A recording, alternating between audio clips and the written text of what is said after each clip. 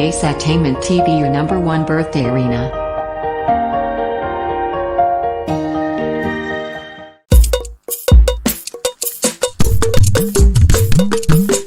Ọmọ láṣẹ mọ́jọ́ òkú ọdún o. Àná pè mí síre òkú ìyẹ̀dùn o. Ọmọ láṣẹ mọ́jọ́ òkú ọdún o. Òkú ìyẹ̀dùn o. Mo bí bọ́dún bá jọ ọlọ́dún ọmọdún ẹ̀ lọ́dún bí ròyìn ṣe mọ̀ tiẹ̀ nínú afárá. Èkó ló mọ̀ tiẹ̀ nínú lẹ́lẹ̀ o, ejò là mọ̀ tiẹ̀ nínú àpà.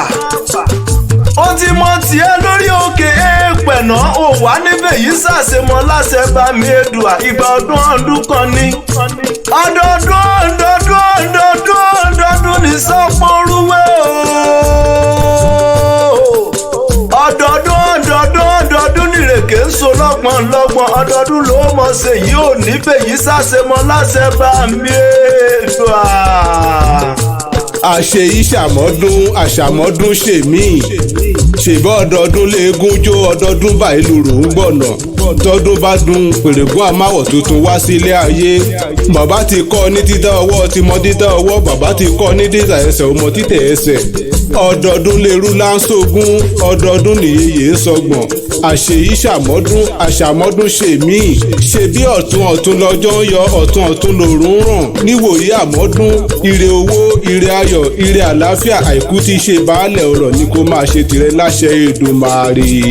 Àmì o, àmì àṣẹ, kó rí bẹ́ẹ̀ kó ṣe bẹ́ẹ̀. Olúwa pè mí síre, ó pè mí síre ọlá, ó pè mí síre ọrọ̀, ó pè mí síre owó, ó pè mí síre àìkú tí ń ṣe baálẹ̀ ọrọ̀.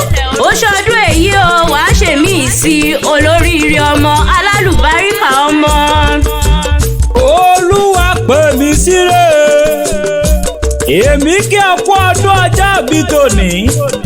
Òrékelẹ́wà ọmọ rẹ̀, ó rẹwà oníwò oníláárí onítẹríba oníwà tútù bí àdàbà.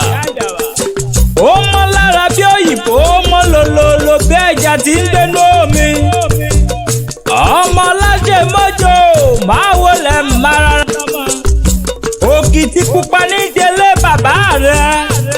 Ọmọ rẹ̀ tó lẹ́wà tó níwà tó níláárí ó kọjá àwítúnwí àló kọjá àfẹnusọ ó kọjá àfẹnuròyìn. Èmi kí ọ kú ọdún o. Ẹ̀yin ijó Olódùmarè kí ọ.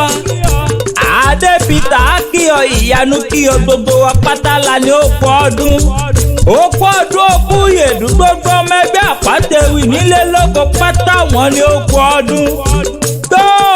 Dodo ewì náìtì ní tìlé toko. A sọ wípé ó kú ọdún o. Ó kú ọdún o.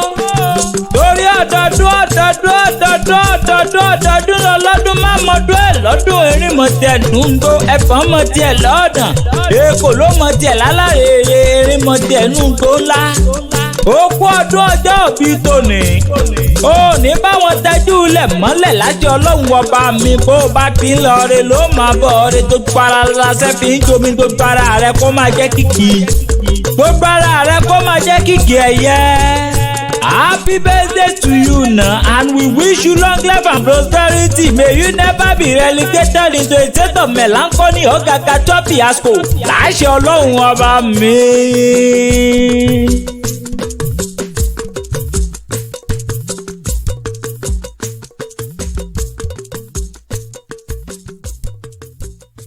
Thank you for watching our video and follow us on Instagram, Twitter and Facebook at Apata Ewi. Please don't forget to subscribe to our YouTube channel for more videos. We love you.